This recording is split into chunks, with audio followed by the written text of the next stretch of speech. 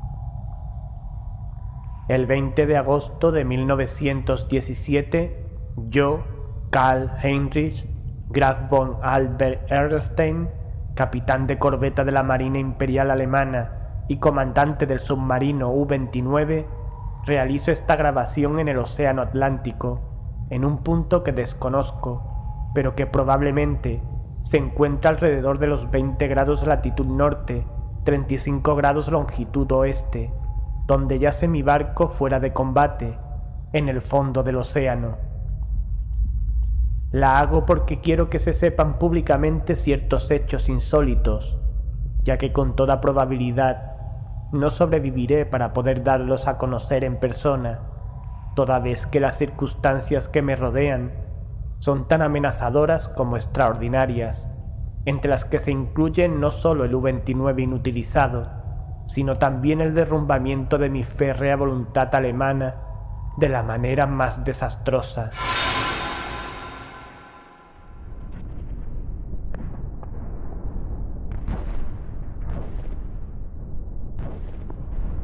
La tarde del 18 de junio, tal como se informó por radio al U-61 con destino a Kiel, torpedeamos el carguero británico Victory, que iba de Nueva York a Liverpool, en la situación 45 grados 16 minutos latitud norte, 28 grados 34 minutos longitud oeste, permitiendo a la tripulación que abandonase el buque en botes, a fin de obtener una buena filmación de la escena para los archivos del almirantazgo. El barco se hundió espectacularmente, de proa, sacó la popa fuera del agua y se zambulló perpendicularmente hacia el fondo del mar. Nuestra cámara no perdió detalle, y siento que tan valiosa película no llegue jamás a Berlín.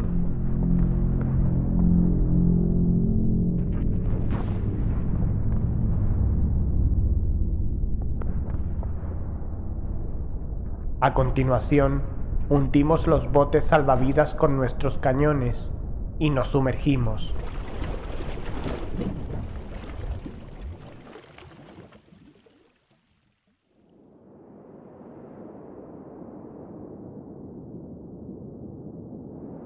Cuando salimos a la superficie, hacia el atardecer, encontramos en nuestra cubierta el cuerpo de un marinero, con las manos atenazadas a la barandilla de forma curiosa. El pobre diablo era joven, más bien moreno y muy guapo. Probablemente era italiano o griego, y pertenecía sin duda a la tripulación del Victory. Evidentemente había buscado refugio en la misma nave que se había visto obligada a destruir la suya. Una víctima más de esta injusta guerra de agresión que los perros ingleses mantienen contra la patria.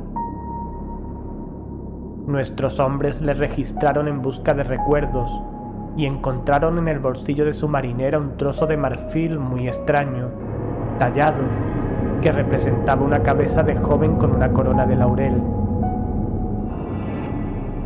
Mi oficial El alférez de navío Clense opinó que el objeto era muy antiguo y de gran valor artístico, así que se lo confiscó a los hombres y se lo quedó. Pero ni a él ni a mí se nos ocurría cómo había llegado a manos de un simple marinero.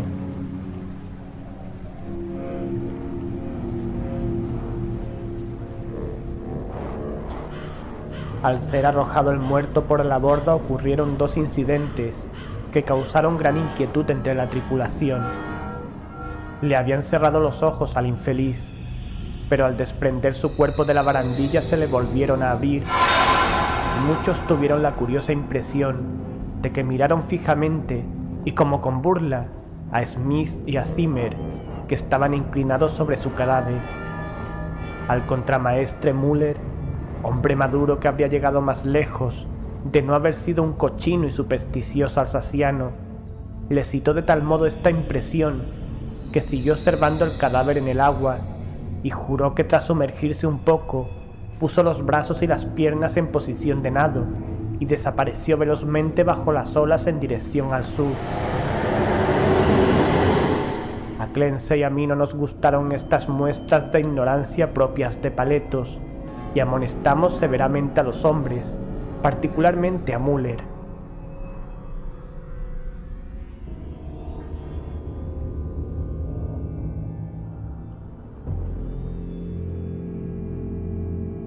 Al día siguiente se creó una situación muy molesta debido a la indisposición de algunos miembros de la tripulación. Evidentemente sufrían cierta tensión nerviosa a causa de nuestro largo viaje y habían sufrido pesadillas. Algunos parecían completamente aturdidos y torpes, así que después de comprobar yo personalmente que su debilidad no era fingida, les relevé de sus obligaciones. El mar estaba algo encrespado, de modo que descendimos a una profundidad en la que el oleaje era menos molesto. Aquí reinaba una calma relativa, pese a cierta misteriosa corriente en dirección sur que no logramos localizar en nuestras cartas oceanográficas. Los lamentos de los enfermos eran decididamente molestos, pero puesto que no parecía desmoralizar al resto de la tripulación, no recurrimos a medidas extremas. Nuestro plan era permanecer donde estábamos e interceptar el transatlántico Dacia, mencionado en la información de nuestros agentes de Nueva York.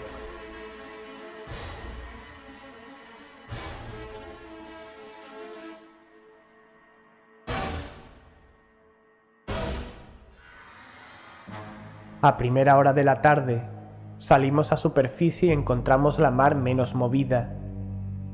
El humo de un barco de guerra apareció en el horizonte, pero la distancia y nuestra habilidad para sumergirnos evitaron todo peligro.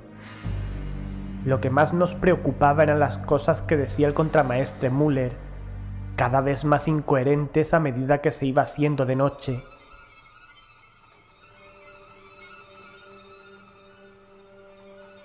Se encontraba en un lamentable estado de puerilidad, balbuceaba insensateces y hablaba de muertos que pasaban por delante de las portillas sumergidas, de cadáveres que le miraban fijamente, a los que él reconocía a pesar de lo hinchados que estaban, ya que los había visto ahogarse durante nuestras victoriosas hazañas germanas.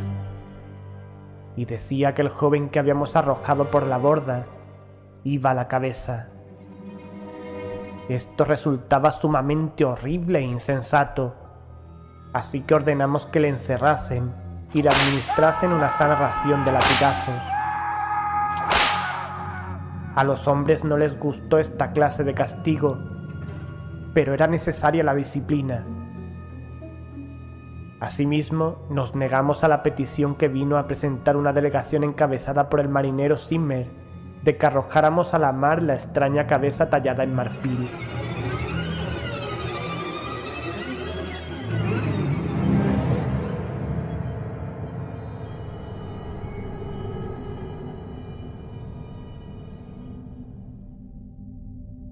El 20 de junio, los marineros Bond y Smith, que habían caído enfermos el día anterior, se volvieron locos y violentos. Lamenté no tener un médico entre nuestros oficiales, ya que las vidas alemanas son preciosas, pero los constantes delirios de los dos hombres sobre una terrible maldición trastornaban enormemente la disciplina, así que tomamos drásticas medidas. La tripulación aceptó el hecho con osquedad, pero pareció serenar a Müller, que en adelante no volvió a causar problemas. La semana siguiente estuvimos todos muy nerviosos, vigilando en espera del Dacia. La tensión se agravó con la desaparición de Müller y de Zimmer, quienes se suicidaron, sin duda a causa del miedo que parecía atormentarles, aunque nadie les vio saltar por la borda. Casi me alegré de verme libre de Müller, porque incluso su mutismo influía de manera perniciosa en la tripulación. Ahora todos parecían inclinados a permanecer en silencio, como si tuviesen algún secreto temor. Muchos estaban enfermos, pero ninguno causaba problemas. El alférez de navío Clense, debido a la tensión, se irritaba por cualquier insignificancia, como con la manada de delfines, cada vez más numerosa, que daba escolta al U-29, o la creciente intensidad de la corriente sur, que no registraban nuestras cartas. Por último, pareció evidente que habíamos perdido el Dacia por completo. Estos fracasos no son infrecuentes, y nos sentimos más contentos que decepcionados, ya que había orden de regresar a Wilhelmshaven. A las 12 horas del 28 de junio, pusimos rumbo nordeste, y a pesar de embarullarnos cómicamente con la inusitada multitud de delfines, no tardamos en encontrarnos en ruta.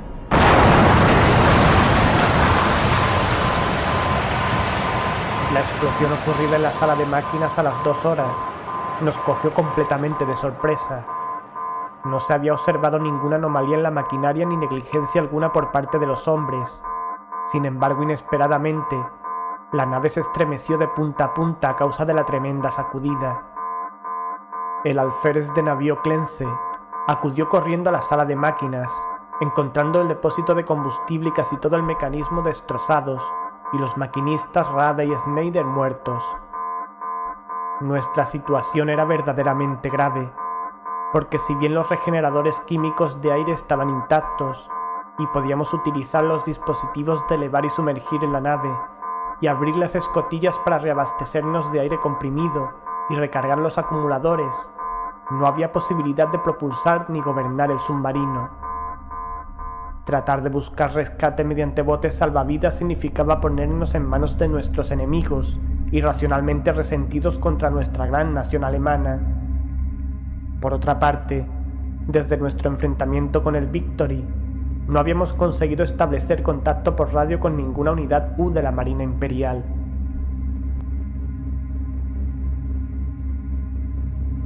Desde el momento del accidente hasta el 2 de julio, fuimos arrastrados constantemente hacia el sur, casi sin planes y sin avistar ningún buque. Los delfines seguían dando escolta al U-29, circunstancia sorprendente en cierto modo, teniendo en cuenta la distancia que llevábamos recorrida. En la mañana del 2 de julio avistamos un buque de guerra con bandera americana, y los hombres se mostraron muy nerviosos y con deseos de rendirse. Finalmente, el alférez de navío Clense tuvo que pegarle un tiro a un tal Traube, dado que no paraba de incitar con especial violencia a este acto tan antigermánico. Esto acalló a la tripulación durante un tiempo, y nos sumergimos sin ser detectados.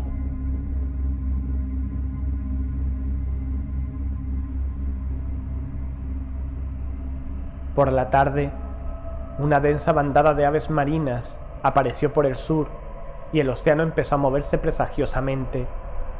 Cerramos las escotillas y esperamos a ver qué pasaba, hasta que comprendimos que debíamos sumergirnos si no queríamos que nos hundiese el creciente oleaje.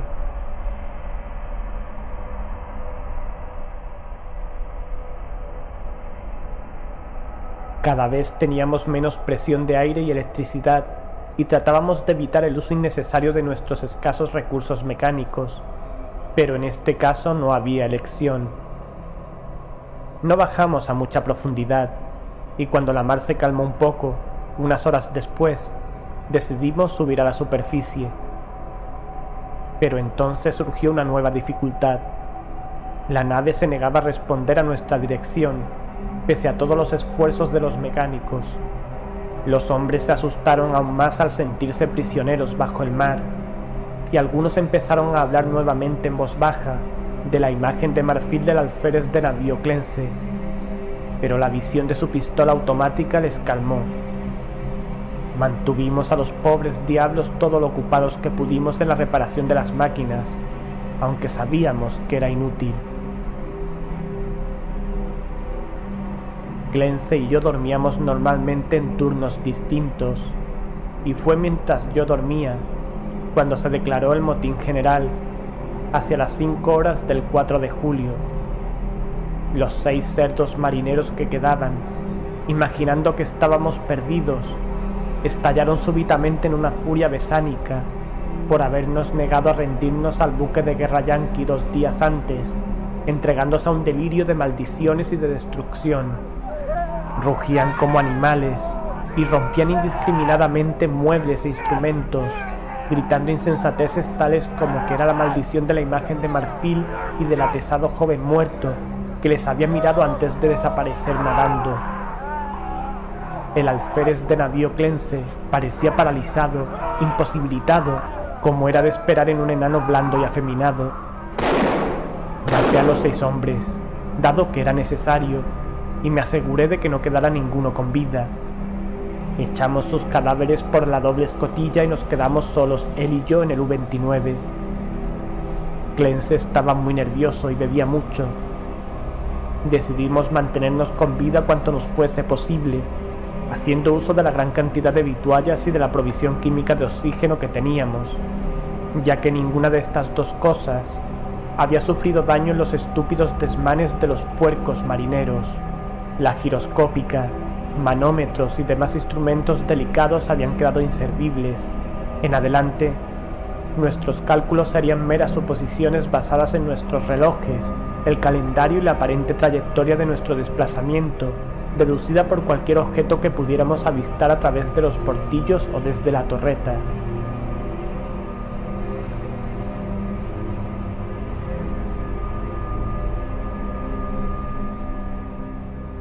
Por fortuna aún contábamos con bastante carga en los acumuladores, tanto para la luz interior como para el proyector. De cuando en cuando barríamos con el haz de luz los alrededores de la nave, pero no veíamos más que delfines nadando paralelamente a nosotros. Me sentí científicamente interesado por estos delfines, pues aunque el Delphinus delphis común es un mamífero cetáceo incapaz de subsistir sin aire, estuve observando a uno de estos nadadores durante 2 horas y no vi que mostrara el menor deseo de subir a la superficie. Con el paso del tiempo, Clense y yo llegamos a la conclusión de que seguíamos siendo arrastrados hacia el sur, a la vez que descendíamos cada vez más. Observamos la fauna y la flora marinas y consultamos bastantes detalles sobre esta cuestión en los libros que yo traía conmigo para los momentos de ocio. No pude por menos de notar, sin embargo, la poca preparación científica de mi compañero. No tenía una mentalidad prusiana, de modo que era propenso a fantasías y especulaciones sin fundamento alguno. La certeza de nuestra muerte inminente le afectó de manera curiosa, y rezaba a menudo en arrepentimiento por los hombres, mujeres y niños que había enviado al fondo del mar, olvidando que todo lo que supone un servicio al Estado alemán es una acción noble. Al cabo de cierto tiempo, sufrió un notable desequilibrio y permanecía horas y horas mirando la imagen de marfil y murmurando fantásticas historias sobre cosas perdidas y olvidadas bajo el mar. A veces, a modo de prueba psicológica, le hacía hablar de todos estos desvaríos y escuchaba sus interminables citas poéticas y relatos de barcos hundidos.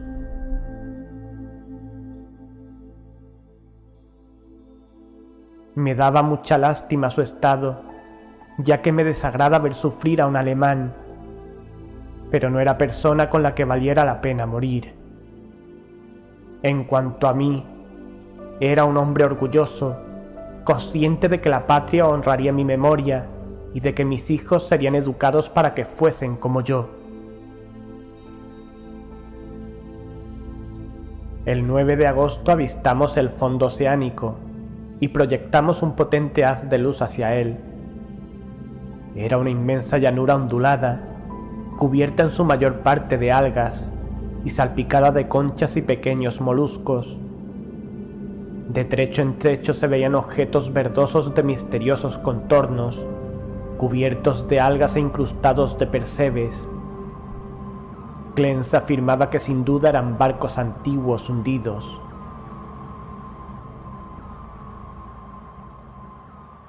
Hubo una cosa que le dejó perplejo: un pico sólido que emergía casi unos 4 pies del lecho del océano. Tenía unos 2 pies de grosor y los lados planos. Las superficies superiores suaves se unían formando un ángulo muy obtuso. Dije que era una punta de roca que emergía, pero Clance creyó ver figuras talladas en ella. Poco después empezó a temblar y se alejó como asustado del portillo. Sin embargo, no dio otra explicación, sino que le abrumaba la inmensidad, oscuridad, antigüedad y misterio de los abismos oceánicos. Tenía la mente cansada, pero yo soy alemán en todo momento, y no tardé en observar 2 cosas: que el U-29 soportaba espléndidamente la presión del agua, y que los extraños delfines seguían a nuestro alrededor, aun cuando estábamos a una profundidad en que la mayoría de los naturalistas considera imposible la existencia de organismos superiores. Estaba convencido de que habíamos sobreestimado nuestra profundidad. Con todo, sin duda estábamos lo bastante abajo como para que estos fenómenos resultaran extraordinarios. Nuestra velocidad, siempre hacia el sur, era más o menos la que yo calculaba por los organismos que pasaban en los niveles superiores.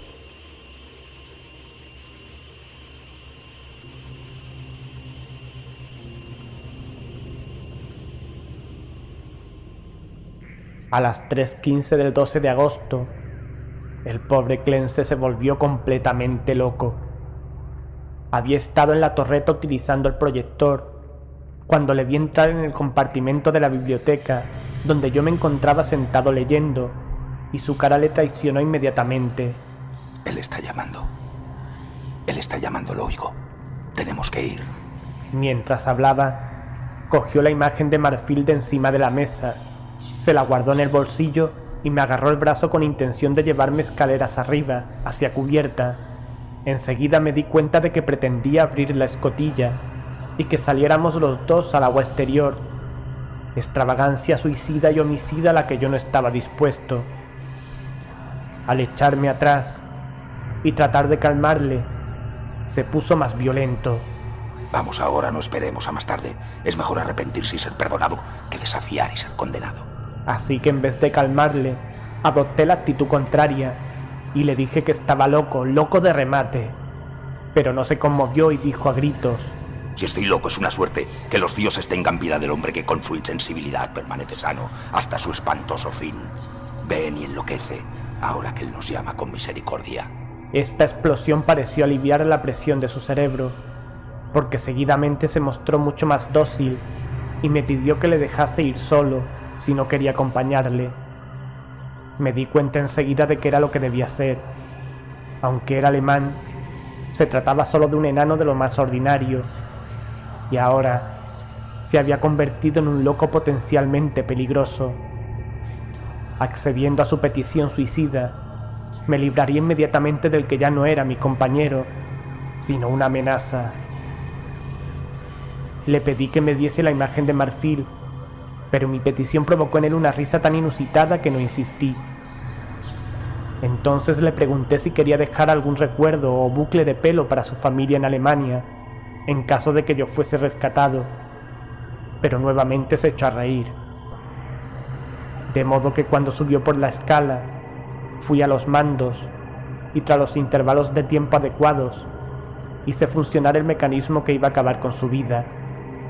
Una vez comprobado que ya no estaba a bordo, di una pasada con el proyector por el agua, en un intento por verle por última vez, para comprobar si le aplastaba la presión del agua, tal como debía ocurrir teóricamente, o si no afectaba a su cuerpo, como pasaba con aquellos extraordinarios delfines. Sin embargo, no conseguí ver a mi difunto compañero, ya que los delfines se apelotonaban en torno al submarino oscureciendo los alrededores de la torreta. Esa noche sentí no haberme apoderado disimuladamente de la imagen de marfil del bolsillo del pobre Clense, porque me fascinaba su recuerdo. No podía olvidar aquella cabeza joven y hermosa, con su corona de hojas, aunque no poseo talante artístico. También sentía no tener con quién hablar.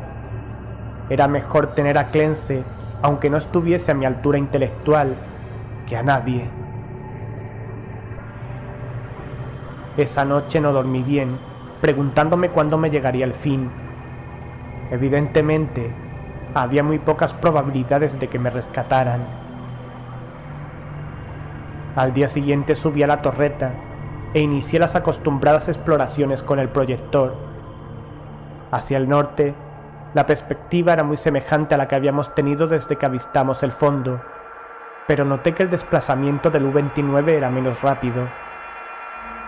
Al enfocar el haz de luz hacia el sur, noté que el fondo oceánico descendía en un pronunciado declive y que había bloques de piedra curiosamente regulares en determinados puntos, dispuestos como siguiendo un trazado concreto. La nave al principio no descendió enseguida paralelamente a la creciente profundidad del océano, de modo que no tardé en verme obligado a ajustar el proyector, a fin de seguir enfocando su potente haz hacia abajo. A causa del brusco movimiento se desconectó un cable, y tardé varios minutos en conectarlo otra vez. Finalmente volvió la luz al proyector, y se derramó por el valle marino que tenía debajo de mí.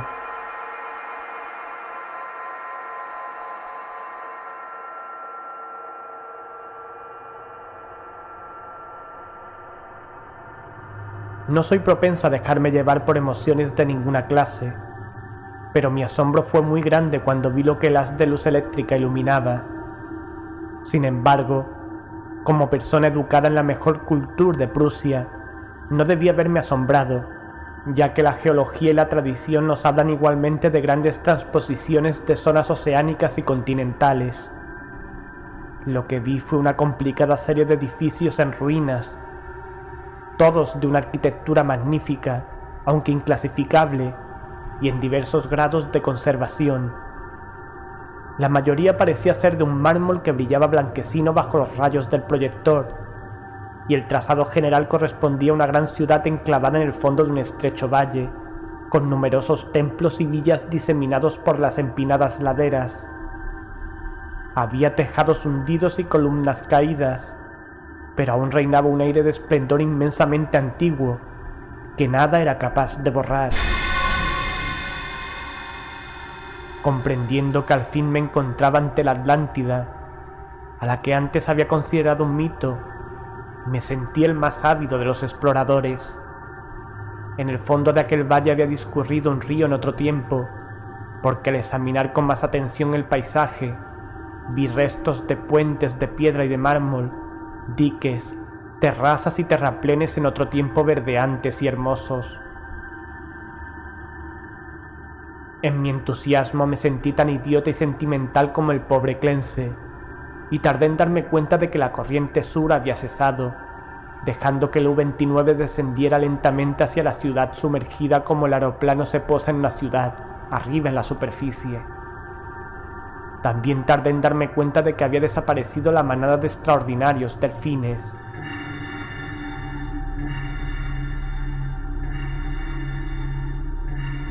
Unas 2 horas después, la nave se posó en una plaza pavimentada, cerca de la pared rocosa del valle. A un lado pude ver la ciudad entera que descendía hacia la plaza hasta el borde del antiguo río.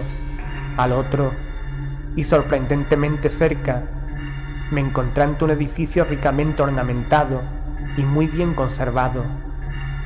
Evidentemente se trataba de un templo excavado en la roca.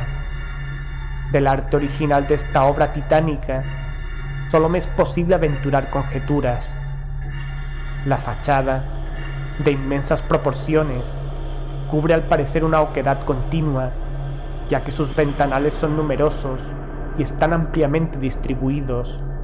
En el centro, se abre un gran pórtico al que se llega por una escalinata de impresionantes peldaños, y el cual se encuentra rodeado de exquisitos relieves que representaban como figuras de bacantes.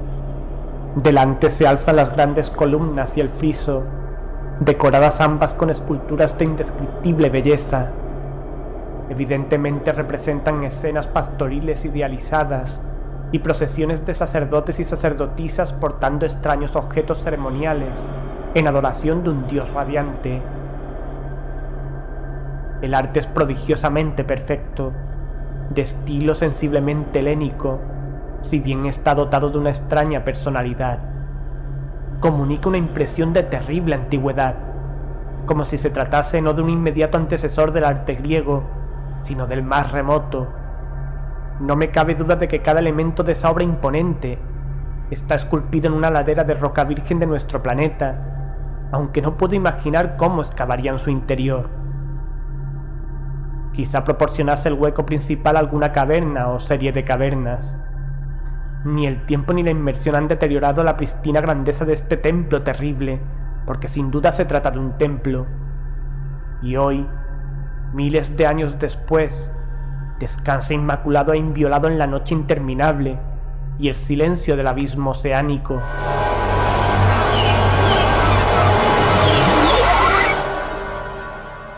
No puedo calcular las horas que pasé contemplando la ciudad hundida con sus edificios, arcos, estatuas y puentes, y el colosal templo con su belleza y su misterio. Aunque sabía que mi muerte estaba cerca, me consumía la curiosidad, y seguí moviendo el proyector ansioso por ver. El haz de luz me permitía apreciar muchos detalles, pero no lograba revelar nada más allá de la puerta del templo tallada en la roca. Un rato después apagué, consciente de que debía ahorrar energía. Los rayos ahora eran sensiblemente más débiles que en las semanas de navegación a la deriva, y como acuciado por la inminente privación de la luz, me aumentó el deseo de explorar los secretos de las aguas. Como alemán, debía ser el primero en pisar esos caminos olvidados durante milenios.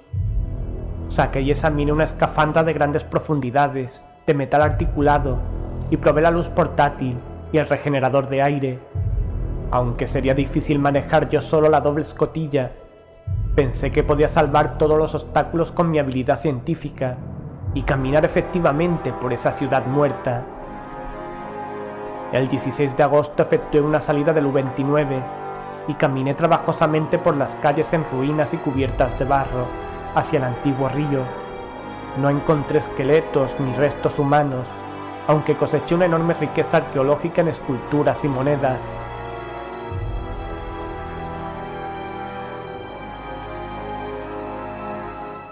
No puedo hablar ahora de todo ese material, si no es para expresar mi terror ante esta cultura que se encontraba en el cenit de la gloria, cuando los cavernícolas vagaban por Europa y el Nilo discurría sin que se asomara a él civilización alguna. Otros, guiados por esta grabación, si llega a ser encontrada alguna vez, deberán revelar el misterio que yo solamente puedo señalar. Volví a la nave, dado que mis baterías se debilitaban, aunque decidido a explorar el templo de roca al día siguiente.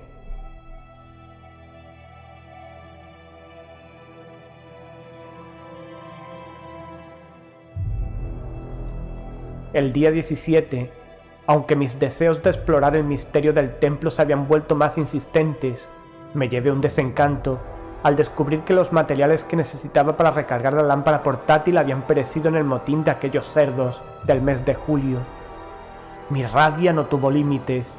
Sin embargo, mi sentido común alemán no me permitía aventurarme a entrar sin las debidas condiciones en un recinto completamente en tinieblas, que podía resultar la madriguera de algún indescriptible monstruo marino o un laberinto de cuyos pasadizos me fuera luego imposible salir. Todo lo que podía hacer era enfocar el proyector del U-29, acercarme hasta la puerta con su ayuda y examinar los relieves exteriores.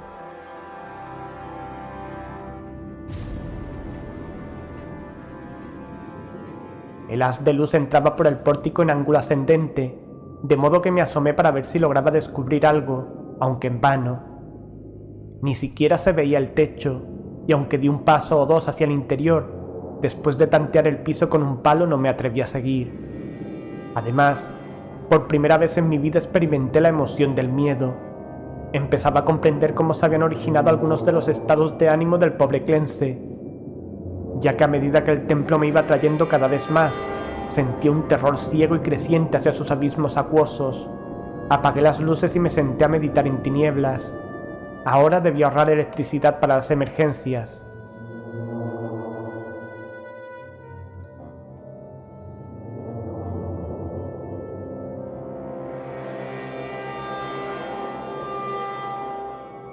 El sábado 18 lo pasé sumido en total oscuridad, atormentado por pensamientos y recuerdos que amenazaban doblegar mi voluntad alemana. Clence se había vuelto loco y había perecido antes de llegar a este vestigio siniestro de un pasado abominablemente remoto, y me había aconsejado que me fuese con él. ¿Acaso el destino preservaba mi razón, solo para arrastrarme irresistiblemente a un final más horrible e impensable de lo que haya podido soñar nadie? Evidentemente tenía los nervios agotados. Debía desechar estas ideas, propias de un hombre débil. La noche del sábado no me podía dormir, y encendí las luces sin preocuparme por lo que pasara después. Era una lástima que la electricidad no durase lo mismo que el aire o las provisiones. Volví a pensar en recurrir al suicidio y examiné mi pistola.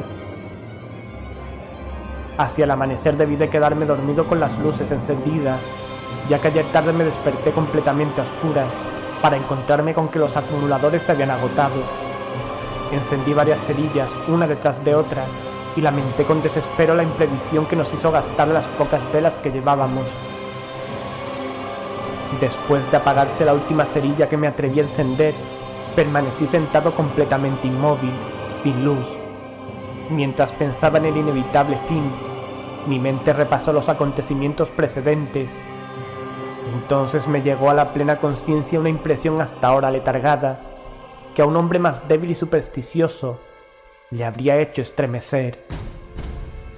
La cabeza del dios radiante de las esculturas del templo de roca es idéntica al trozo de marfil tallado que el marinero muerto sacó del mar y que el pobre Clence devolvió. Me quedé un poco aturdido ante esta coincidencia, pero no sentí miedo. Solo el pensamiento inferior se apresura a explicar lo singular y lo complejo mediante el recurso primitivo del sobrenaturalismo. La coincidencia resultaba extraña, pero yo tenía una razón demasiado sana para relacionar circunstancias que no admiten una conexión lógica, o asociar de manera extraña los desastrosos acontecimientos que desde el hundimiento del Victory habían conducido a mi presente situación crítica.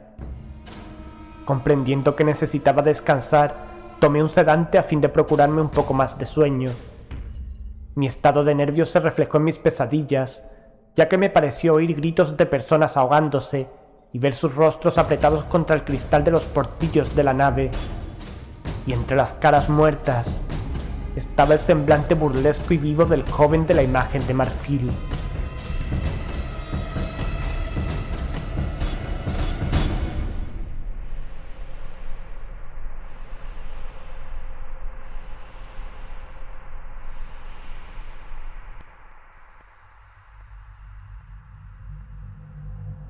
Debo tener cuidado en el modo de consignar mi despertar hoy, ya que me siento trastornado, y sin duda hay muchas alucinaciones mezcladas con lo real. Psicológicamente mi caso es enormemente interesante, y siento no poder ser reconocido científicamente por una autoridad alemana competente. Al abrir los ojos, lo primero que experimenté fue un deseo irresistible de visitar el templo de roca. Deseo que aumentaba cada instante, aunque trataba instintivamente de resistir con alguna emoción de terror que operaba en sentido contrario. A continuación me sobrevino una impresión de luz en medio de la oscuridad de las baterías descargadas, y me pareció ver una especie de resplandor fosforescente en el agua que entraba por el portillo orientado hacia el templo. Esto despertó mi curiosidad, pues sabía que ningún organismo de las profundidades abismales era capaz de emitir tal luminosidad. Pero antes de que pudiese comprobarlo, me llegó una tercera impresión que, debido a su carácter irracional, me hizo dudar de la objetividad de todo cuanto registrase en mis sentidos. Fue una ilusión auditiva, una sensación de sonido rítmico, melódico, como de cántico o himno coral frenético, aunque hermoso, que provenía del exterior y traspasaba el casco del U-29, pese a estar absolutamente insonorizado.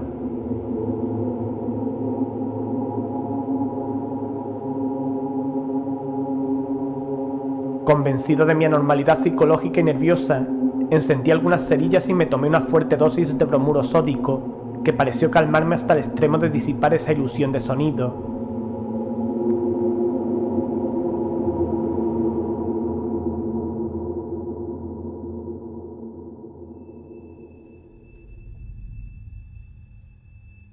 Pero seguía la fosforescencia, y me costó trabajo reprimir el infantil impulso de ir a la portilla a averiguar su causa.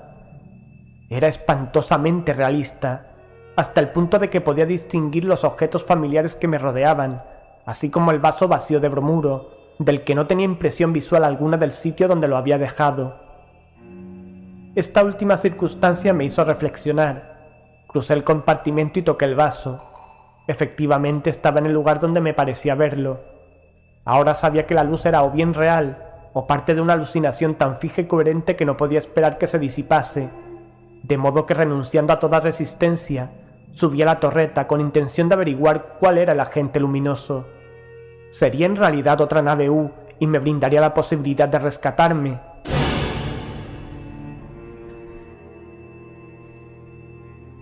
Conviene que el oyente no acepte como verdad objetiva nada de cuanto sigue.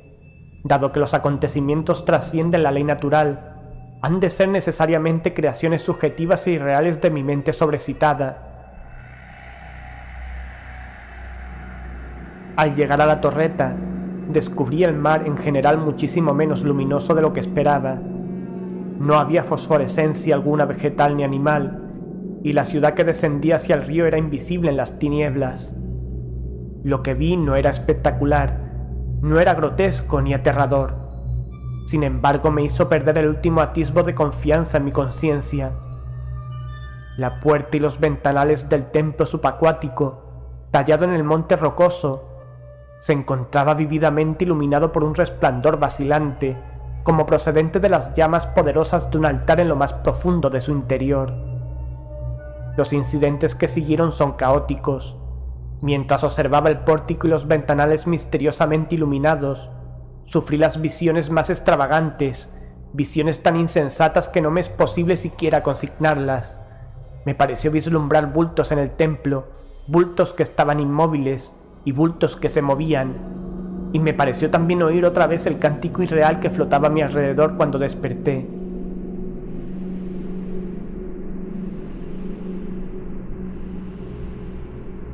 Y por encima de todo, despertaron en mí pensamientos y temores que giraban en torno al joven del mar y la imagen de marfil cuya talla era reproducción de los frisos y columnas del templo que tenía ante mí.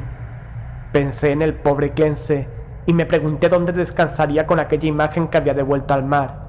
Él me había advertido que se había vuelto loca ante dificultades que un prusiano es capaz de soportar perfectamente.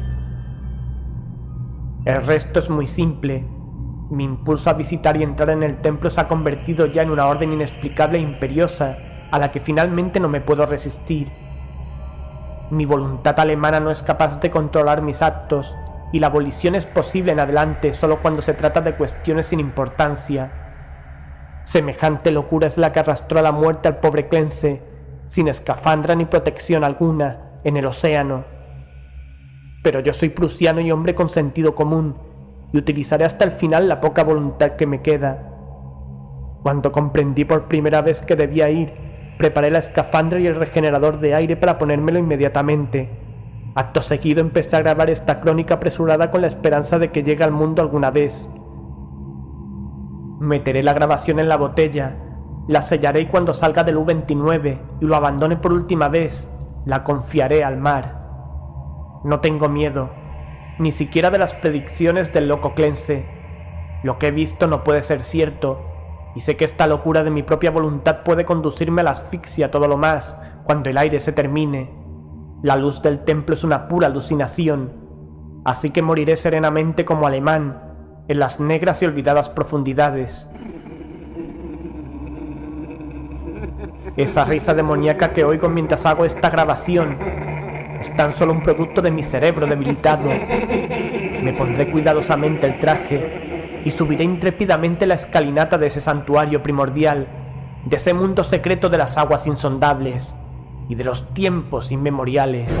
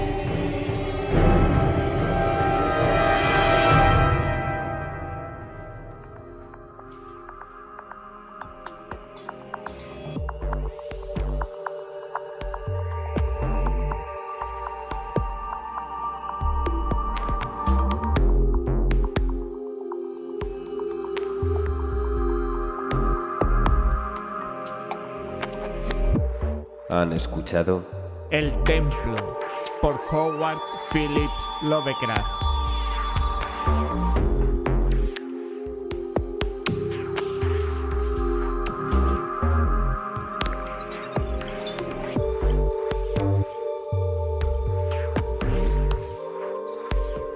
En este relato han intervenido Jordi Armisen como Clense, Antonio Reverte Lucena como capitán de corbeta Karl Heinrich,